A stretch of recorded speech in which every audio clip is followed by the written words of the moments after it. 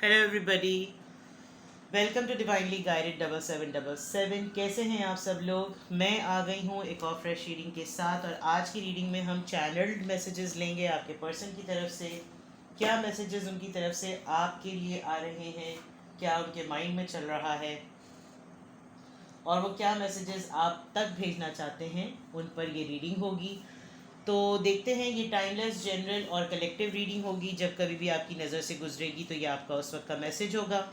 Message वही लीजिएगा जो आपको अपनी सिचुएशन से मैच करता हुआ लगे। टैरो में ये मैसेजेस आए हैं, सब अपने ऊपर इम्पोज मत कीजिएगा और इनकी बेसिस पर कोई फाइनल डिसीजन भी मत बनाइएगा। ये कलेक्टिव रीडिंग है, तो हमेशा अपनी प्राइवेट रीडिंग लें, मुझसे लें या किसी और से लें। और जब आपको पूरी तसल्ली हो जाए कि आपने तमाम इन्फॉर्मेशन गैदर कर ली, तभी आप किसी डिसीजन पर या किसी कंक्लूजन पर पहुँचें। ठीक है। चैनल मैसेजेस देख रहे हैं हम लोग कि आपके पर्सन आपको क्या, उनके माइंड में क्या मैसेजेस आ रहे होते हैं, चैनल्ड हो रहे होते हैं, जो वो आप तक कम्युनिकेट करना चाहते हैं, कन्वे करना चाहते हैं टेलीपैथिकली, या वो क्या सोच रहे होते हैं। So let's check the channeled messages. Without any further delay, let's start. Oops. Channel messages from your person. Channeled messages from your person. Channeled messages from your person. Oops. एक कार्ड और क्या आ गया जनाब। Unrequited love. ओके, कोई जाने को तैयार है और कोई रुकने को तैयार नहीं। किसी को लग रहा है कि अब इस रिलेशनशिप में इतना स्पार्क नहीं रहा। आपके पर्सन शायद आपसे 1 से 2 दफ़ा 3 दफ़ा एफ़र्ट कर चुके हैं, और सबसे इम्पॉर्टेंट ये बात उनको नोटिस हो रही है कि अब आप इंटरेस्टेड नहीं हैं।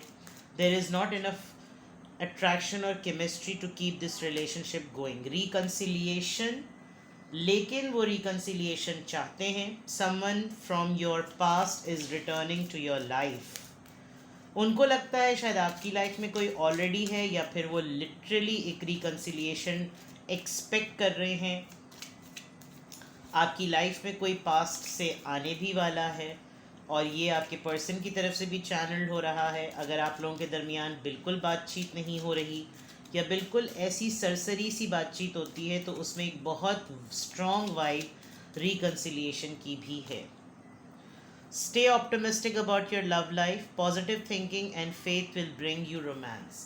शायद आपने बहुत कोल्ड शोल्डर दिया हुआ है, और इस कोल्ड शोल्डर की बिना पर आपके पर्सन अपने आप को एक सेल्फ बिलीफ देते हुए नज़र आ रहे हैं कि no matter what happens, optimistic रहने की बहुत ज़्यादा ज़रूरत है। चीज़ें ठीक हो जाएंगी। नाराज़गी अपनी जगह, खफगी अपनी जगह, लेकिन ऑप्टिमिस्टिक रहो, पॉजिटिव सोचो, तो तमाम चीज़ें जो हैं वो रोमांस में अपब्रिंगिंग आएगी। कॉलिंग इन योर सोलमेट, बहुत स्ट्रॉन्ग मैसेजेस हैं। Your prayers, affirmations and visualisations help you bring together. आपके पर्सन आपको काफ़ी ज़्यादा विजुलाइज करते हैं, फैंटेसाइज करते हैं। इमेजिनेशंस में आपके बहुत ज़्यादा हैं, आप उनके इमेजिनेशंस में बहुत ज़्यादा हैं। आपकी तस्वीरें अगर हैं तो डेफिनेटली तस्वीरें बहुत ज़्यादा देखते हैं। आपको कहीं से ट्रेस कर सकते हैं, आपको नोटिस कर सकते हैं, कहीं से आप नज़र आ रहे होते हैं उनको, तो फिर बहुत ही ज़्यादा। और ये अफर्मेशंस कर रहे हैं कि अपने अंदर सेल्फ बिलीव और कॉन्फिडेंस और फेथ। सबसे इम्पॉर्टेंट बात जो मैसेज जो चैनल हो रहा है मैसेज, वो ये कि इनको फेथ है, इस पे यकीन है कि चीज़ें ठीक होंगी। वो मना लेंगे आपको, वो आपको राम कर लेंगे, और रिकनसाइल हो जाएगा, दोबारा से चीज़ें ठीक हो जाएंगी। इसमें एक कॉन्फिडेंस नज़र आ रहा है। जबकि आपने क्यों इसको, अपने आप को अनरिक्वेटेड लव किया, क्विट कर दिया आपने, और आप बिल्कुल जाते जाते इन्होंने पलटी मारी या क्या किया, ये आप बेहतर जानते होंगे। लेकिन उनकी तरफ से आपको वापस चाहना, उनकी तरफ से आपके साथ दोबारा रवाबित को ठीक करना, ये मैसेजेस काफ़ी स्ट्रांगली चैनल हो रहे हैं। रिलीजियस फैक्टर्स, शायद आपको ये सिस्टमेटिकली समझ में आ गया है कि ये रिलीजियसली पॉइंट ऑफ व्यू से ठीक नहीं है। अगर तो रिलेशनशिप का कोई ऑफिशियल नाम नहीं है तो फिर इट्स यूज़लेस। आपका अपना सोचने का नज़रिया रिलीजियस कॉन्टेक्स्ट में डिफरेंट है, उनका अपना सोचने का नज़रिया रिलीजियस कॉन्टेक्स्ट में डिफरेंट है। आप बहुत ज़्यादा रिलीजियस हो गए हैं, ये मैसेज शायद आपके पर्सन आपको चैनल करना चाहते हैं। आप दोनों की ज़िंदगी लव लाइफ की वजह से बहुत ज़्यादा इफ़ेक्ट है, रिलीजन की वजह से बहुत ज़्यादा इफ़ेक्ट है। आपकी अपब्रिंगिंग, आपकी स्पिरिचुअल पाथ कंप्लीटली डिफरेंट है, उनकी अपब्रिंगिंग, उनका स्पिरिचुअल पाथ कंप्लीटली डिफरेंट है। वो शायद एक फरीज़े की तौर पर रिलीजन को लेते हैं कि चलो ये चीज़ हो गई, ये तो लिखा है मज़हब में, हो गया, ठीक है। आप उसको बाकायदा तौर पे ट्रांसफॉर्मेशन के तौर पे लेते हैं कि भाई अगर फॉर एग्ज़ाम्पल उम्रा हज कर लिया तो अब इंसान को बदल जाना चाहिए, क्योंकि वो तो बिल्कुल ही नौमौलूद हो जाता है, ये तो वादा है। लेकिन उनके लिए शायद ये बिल्कुल ऐसी प्रैक्टिस है कि हाँ इस्लाम में है, मज़हब में है, रिलीजन्स में, डिफरेंट रिलीजन्स में डिफरेंट प्रैक्टिसेस होती हैं, यात्राएं होती हैं, और मुक़द्दस मकामात पर जाना होता है जो कि फ़रीज़े में लिखा हुआ होता है।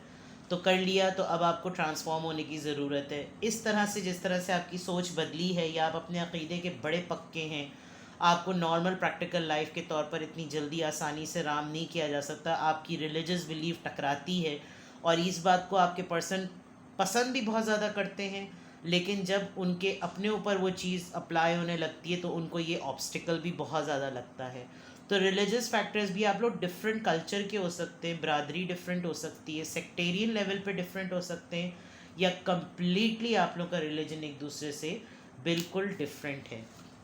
Let's see from here, channel messages पे हम रीडिंग कर रहे हैं। Channel messages from your person, channelled messages from your person. आपके पर्सन के माइंड में जो भी मैसेजेस आपको लेकर चैनल हो रहे हैं वो प्लीज़ यहाँ पर रिवील कीजिए। द गार्डनर, इनको गार्डनिंग का बहुत ज़्यादा शौक़ होगा, किचन गार्डनिंग का शौक़ होगा, अपने घर के लॉन को बहुत ज़्यादा निखारते होंगे, बनाते होंगे, आजकल बहुत ज़्यादा टाइम दे रहे होंगे, शायद आप प्लांटेशन को और इन्हांस करने का सोच रहे हैं, और ग्रोथ ओरिएंटेड हैं, नेचर से बहुत ज़्यादा करीब हैं, नेचर को बहुत ज़्यादा पसंद करते हैं, और आपको भी शायद बहुत ज़्यादा मोटिवेट किया हुआ है इन्होंने। जहाँ जहाँ पर इनका पर्पज़ यही है कि ये एक सदका जारिया भी है और होना भी चाहिए, एक अच्छी बात है।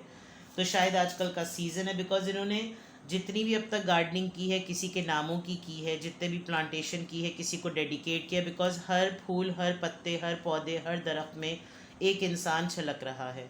तो ये एक बहुत अच्छी चीज़ है, जो अच्छी चीज़ है वो डेफिनेटली अच्छी चीज़ है। आई थिंक उन्होंने आपके अंदर भी ये ट्रांजिट की है, और ये ट्रांजिशन आपके अंदर भी अगर आया है तो बहुत अच्छा आया है। एंड आई थिंक आप भी इस बात की वजह से बहुत ज़्यादा जाने जाते हैं कि आप बहुत ज़्यादा प्लांटेशन पे बिलीव करते हैं। द गार्डनर, बहुत फ्रूटफुल पर्सन हैं आप, और आपको अच्छा लगता है मट्टी के साथ काम करना, और ये आदत उनको आपकी बहुत ज़्यादा पसंद है। नंबर 16 है स्पिरिचुअल मैच्योरिटी। अभी मैं बात कर रही थी, दोनों का पाथवे बिल्कुल एक है। शायद आप एक सोर्स बने हैं अपने पर्सन को स्पिरिचुअल मैच्योरिटी की तरफ ले जाने के। आपने अपनी प्रैक्टिसेस से उनको ये यकीन दिलाया है कि दुनियावी चीज़ें दुनिया की हद तक होती हैं, असल ज़िंदगी स्पिरिचुअलिटी है। असल चीज़ एब्स्ट्रैक्ट चीज़ों पर यकीन रखना जो कि हमको दिखने वाली नेकेड आई से नज़र नहीं आती, और आपके लिए ये एक बहुत बड़ी सपोर्ट सिस्टम है कि ये आपको उस जर्नी तक लेकर जा रहे हैं।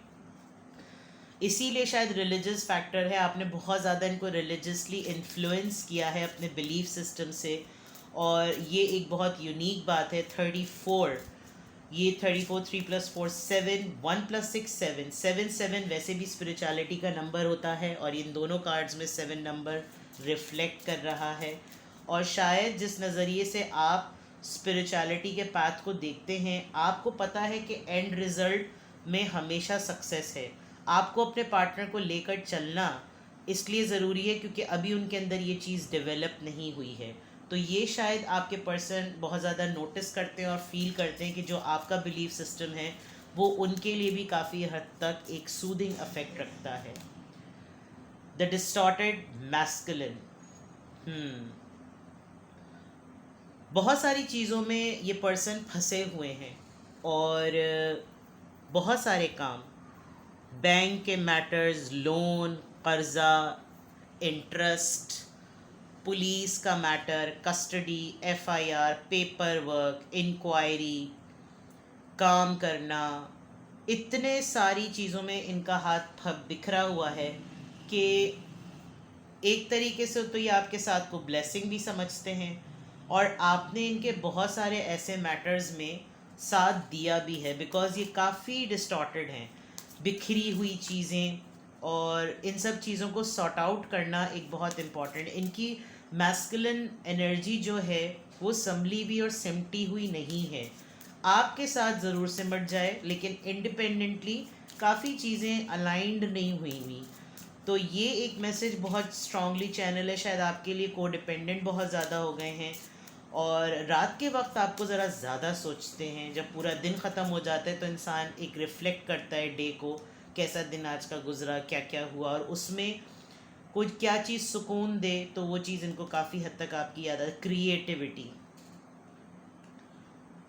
देखिए यहाँ पे भी ये सिमिलर सा इमेज है जो कि यहाँ पर बढ़ सा गया है। मैं आपको क्लोजली दिखाऊं तो आप इस इमेज में देखें वो उसको सपोर्ट करके पाथवे पे लेकर जा रही है और यहाँ पर भी देखें उसका हाथ थामा है और उसको एक न्यू वर्ल्ड की तरफ, एक जॉयश वर्ल्ड की तरफ जो कि ज़िंदा दुनिया है और खुशियाँ हैं, उस नज़रिए से जिस नज़रिए से एक नेकेड आई नहीं देख सकती। 7 कोइंसिडेंस। तो उस पॉइंट ऑफ व्यू से ये कुछ नया भी करना चाह रहे हैं और इनको लगता है कि आपके पास बहुत सारे आइडियाज़ हैं इनको क्रिएटिविटी की तरफ मोटिवेट करने के लिए। थोड़ी सी अगर इनकम इनकी सेटल हुई है तो ये क्या काम करें, क्योंकि अगर ये आपके साथ अच्छे तरीके से डिस्कशन करेंगे तो there is a big possibility कि इनको सक्सेस मिलेगी। Life purpose, right. सी, मैंने कहा था कि जिस तरीके से आपको इस पाथवे पे सक्सेस नज़र आ रही है उस तरह से उनको नज़र नहीं आती। आपको अपना लाइफ पर्पस बिल्कुल क्लियर है और ये मैसेज इनको बहुत स्ट्रांगली पिक भी ये करते हैं, इनको टेलीपैथिकली रिसीव भी होता है दैट ही और she is so clear about the objectives and the rational of the life. हर अपनी लाइफ के मूवमेंट का पर्पस पता है। फॉर एग्ज़ाम्पल आज मैं ये काम करूँ, मेरी नीयत ये है कि मैं ये करूँ। इनको करने के लिए planning, organisation, motivation, investment, dedication आपकी बिल्कुल क्लियर है, which makes you very unique. 10 1 + 9 19 number 10 10 10 7 7 7 completion का नंबर। तो मैसेज जो चैनल हो रहा है या मैसेजेस जो चैनल हो रहे हैं, एक बहुत स्ट्रॉन्ग डिमांड नज़र आ रही है कि आपके पर्सन आपको हर हालत में अपनी लाइफ में रखना इसलिए चाहते हैं कि उनको लगता है कि आपके साथ कुछ हो ना हो, लकी चार्म होते हुए चीज़ें ठीक बड़ी होती हैं। तो this is something very very significant. Let's see overall literal text, यानी कि ख़ास तौर पर जो मैसेजेस चैनल हैं वो क्या आ रहे हैं आपके पर्सन की तरफ से।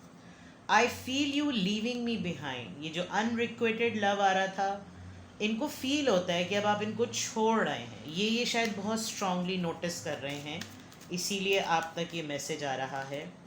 आई know I was a distraction from your pain, कुछ ही वक्त के लिए ही सही, लेकिन इन्होंने आपकी लाइफ में आपके पेन को, वहाँ से आपके जहन को डिस्ट्रैक्ट करने में हेल्प ज़रूर की।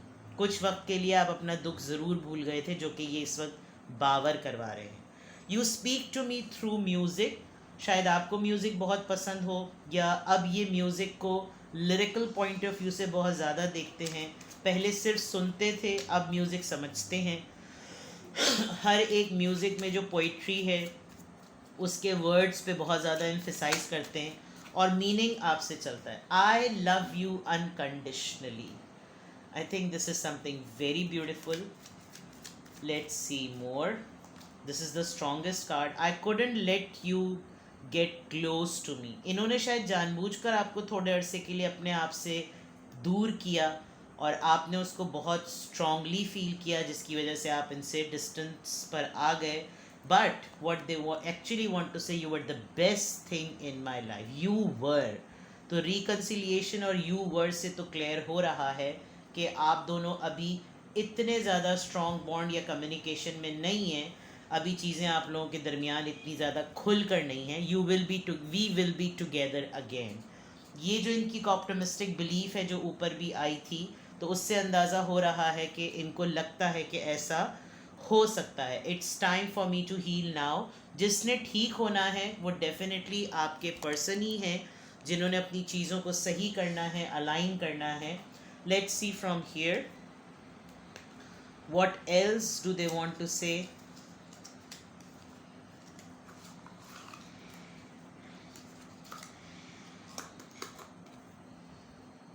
it's a quite heavy deck, but I'll try to hold it. Channeled messages from your person. क्या चल रहा है उनके माइंड में, क्या मैसेजेस चैनल हो रहे हैं जो वो आप तक भेजना चाहते हैं. Please give me cards, please give me messages जो कि मे बी, शायद, अब शायद कुछ भी हो सकता है. Yes, it's a big yes from them. शायद आपके माइंड में अगर कन्फ्यूजन है तो उनकी तरफ से हर चीज़ हर लिहाज से बिग येस के तौर पर है, कॉन्फिडेंट है, जो बात मैंने ऊपर कही थी. Listen to your heart. आपको भी वो यही कह रहे हैं कि अपनी गट फीलिंग को सुनो. If I follow you I could lose everything. ठन्ने पर आने वाली बात है ये, कि अगर इन्होंने आपको चेस करना शुरू किया तो शायद ये इस लेवल का भी चेस करें कि ये सब कुछ भुला दें, ये सब कुछ भूल जाएं. If I follow you I could lose everything. इनको ये डर भी लगता होगा कि मैं इस दीवानगी की हद तक भी जा सकूं कि मैं ये सब कुछ कर लूं तो फिर मुझे कुछ याद ही ना रहे. बट इतना भी ज़्यादा कोई नहीं करता. Let me hold you. Big message. Strength, ego, ये आप में भी हो सकती है. अपने आप को बहलावा देने के लिए शायद ये आपको बोलते भी हों कि तुम्हारी ईगो बहुत है और बहुत ही अक्खड़ मिजाज हो और ये हो और फला हो. I think we should see other people. ये अंगूर खट्टे होने वाली बात है कि जब आप नहीं मान रहे, लेट मी हैव यू. देखें आप मूड स्विंग्स और गुफ्तगू जो है वो कितनी ट्विस्ट टर्न्स ले रही है. Let me have you. तो बहुत सारे मैसेजेस मिक्स्ड फीलिंग्स के साथ भी इनके आ रहे हैं. अब ये चैनल मैसेजेस आपके पर्सन की तरफ से आपके लिए बिल्कुल क्लियर हैं. वर्ड टू वर्ड जो जो चीज़ें उनके माइंड में एज मैसेजेस चैनल हो रही हैं वो आप तक मैंने पहुंचाई. नाउ लेट्स सी, टैरो से आपके लिए हेल्प लेते हैं कि अगर ये मैसेजेस आपको गुफ्तगू में भी फील होते हैं, आपको लगता है जब आप इनसे बात कर रहे होते हैं तो ये इसी तरह की कुछ सिग्नल्स दे रहे होते हैं कि या तो एक्सट्रीम रोमांटिक हो रहे होते हैं, या एक्सट्रीम स्ट्रेट फॉरवर्ड हो रहे होते हैं, या फिर एक्सट्रीम कोल्ड हो रहे होते हैं. और लब्बे लुआब में ये आपको ही तमाम चीज़ें चेप देते हैं कि जैसे तुम्हारी तरफ से रिस्पॉन्स ज़ीरो है, तुम डल हो, तुम लो हो, तुम ये हो, तुम फिला हो, तुम ढमक हो. तो इस पूरी सिचुएशन में फिर आपके लिए क्या गाइडेंस है, आपको क्या करना चाहिए. Let's check from tarot. Channel messages पे मैंने रीडिंग ली. जितनी भी मैसेजेस मेरे व्यूअर के पर्सन के माइंड में चैनल हो रहे थे वो ये सब मैंने यहाँ पर रिवील करने की कोशिश की. अब उसके बाद मेरे व्यूअर के लिए क्या गाइडेंस है, व्हाट ही और शी शुड डू. इनको क्या करना चाहिए. Please give me guidance. Knight of pentacles, the slowest card, the slowest energy of the deck, सबसे slow. The emperor, Aries, the world,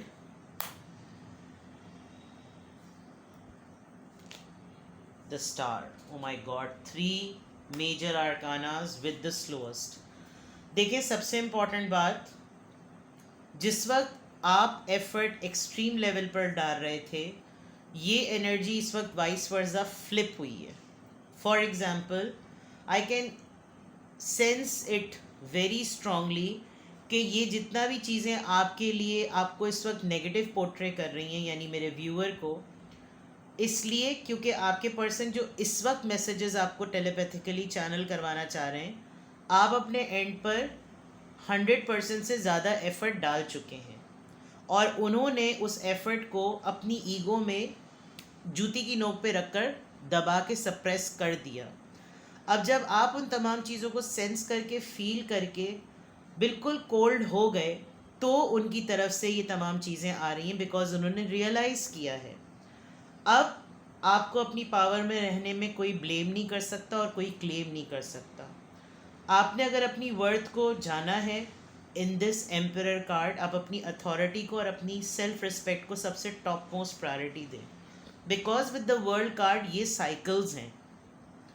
या तो आपके पर्सन आपके बारे में कुछ बहुत ही स्ट्रांगली इंक्वायर करना चाहते हैं, या वो चाहते हैं कि बिल्कुल दो लग गई दो झड़ गई के हिसाब के बाद बिल्कुल आप ऐसे उनके साथ ओपन हो जाए, बिकॉज यार हम दोनों में क्या लड़ाई, लेकिन अब मामला थोड़े से डिफरेंट हैं।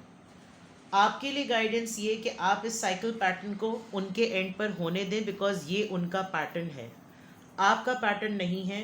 आपके लिए ट्रैवल भी आ रहा है, आप एक जर्नी को कंप्लीट भी कर चुके हैं और इस फेज़ को कंप्लीट कर चुके हैं। और कंप्लीट करने के बाद जो सबसे खूबसूरत चीज़ है वो है स्टार कार्ड। आपने अपने ऊपर काम किया है, अब आपके लिए गाइडेंस ये है कि आप मज़ीद अपने ऊपर काम करते रहें, अपनी क्रिएटिविटी पे काम करें, बिकॉज़ आप वेल नोन हैं, वेल नोन हो रहे हैं, और वेल नोन फेमस होने के और ज़्यादा चांस हैं।